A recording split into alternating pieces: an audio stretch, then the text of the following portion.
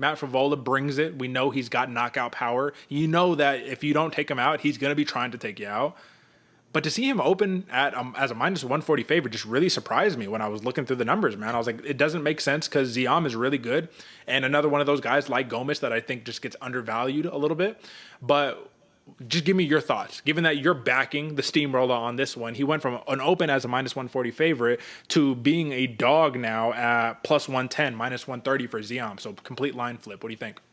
That's what I expected, Derek. I was shocked when he was the favorite going into this one. It feels like Matt Frevola is always getting looked over. He's always on everybody's B list, C list, whatever you want to call it, man. I was expecting him to be the underdog in this one going forward. That's why I was picking him over, man. I was going with the dog on this one.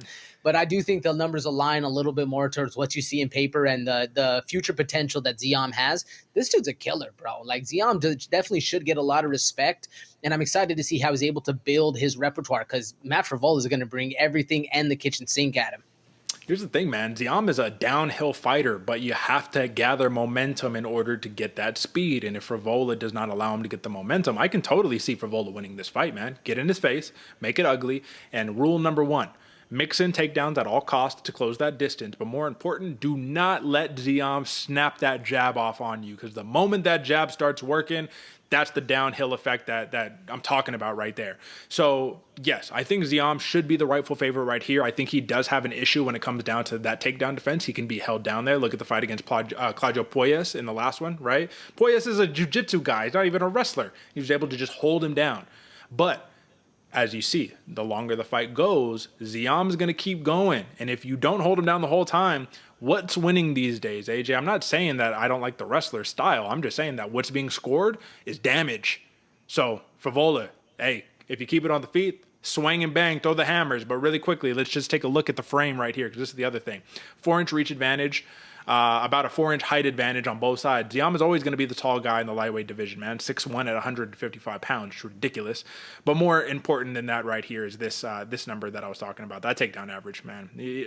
I don't know how much Frevola is going to try to mix up the takedowns, but I do think that's like a super clear path to disrupting Ziam. Ziam already said, I know this dude's going to be aggressive and relentless early, but I think that I got some tactics that's going to slow him down. What do you think, man? You're back in Frevola. What is the path to victory here?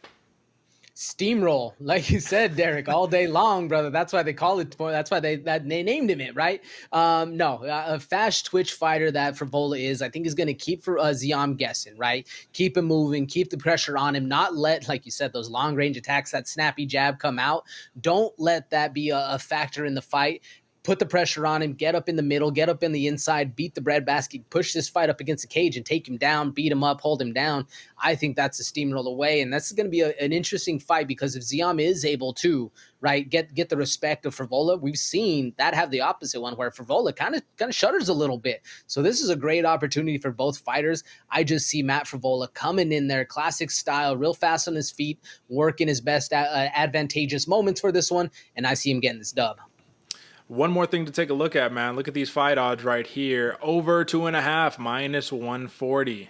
Interesting. Fight going the distance. Yes, minus 120. Really, really interesting. I had a double take on that one because to fight to go to the distance, minus 120?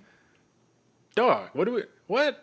I mean, listen, don't get me wrong. If you're a Frevola backer, you might be like, I don't know if it goes the distance. But for me, if I'm backing Ziam, and I think that Ziam's not finishing a lot of dudes out here, man. He's got a couple slick submissions where it could come into play, but listen, man, I just think that the line for this one is all over. If Frevola doesn't get him out of there early, I think that there's a lot of money to be made on this fight in general, regardless of who you're picking, but especially if you're Ziam.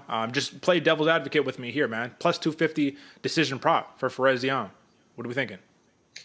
Also plus 250 for Matt Frevola on the decision, Derek. So it looks like both of them are getting a little crazy. But for the Ziam, that the decision makes more sense, at least on that side. I'm with you because the technical ability that he has and the ability to keep you away with his long strikes, that definitely seems more advantageous. I don't understand the 250 for the Frevola side at all.